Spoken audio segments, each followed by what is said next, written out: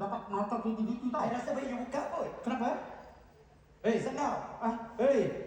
Kau bawa mak siapa ni? Ha? Apa benda kau kreativiti?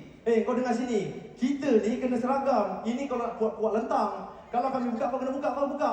Baru ada markah. Pakai balik lah. Kenapa? Kepala dia mengejek. Okay, dah. Sekarang ni, I nak tanya you all. You all dah hafal belum step yang I bagi semalam? Saya dah. I'm ready. Aku tak ingat. Tunjuk. Susah lah dia ni, semua nak kena I ada tau. Kalau I tak ada, macam mana lah you all ni? Tengok betul-betul. Okay.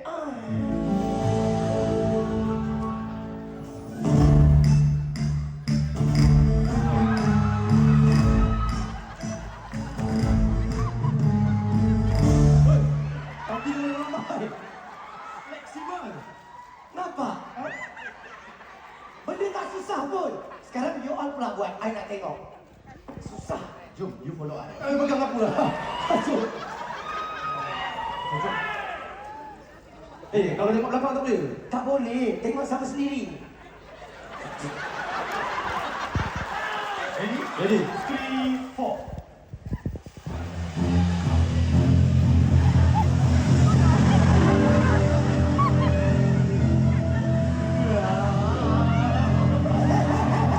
Sudah. Seorang jadi jerung, yang kau jadi apa? Aku jadi kau. Jadi apa? Contoh. Korang Hasan sudah keluar daripada kolam tu. Amboi main-main pula. Korang berdua ni basic jalan pun salah. Sekarang I nak ajar cara jalan yang betul. Tengok Okay. 1, 2, 3, 4. 1, 2, 3, 4, 5, 6, 7, 8. Otak. 1, 2, 3, 4. Aduh. Tolong. Saya ke tepi lah. I tak nak you. Kau pergi ambil beg medik. Aku tengok ni. Kau mana sini?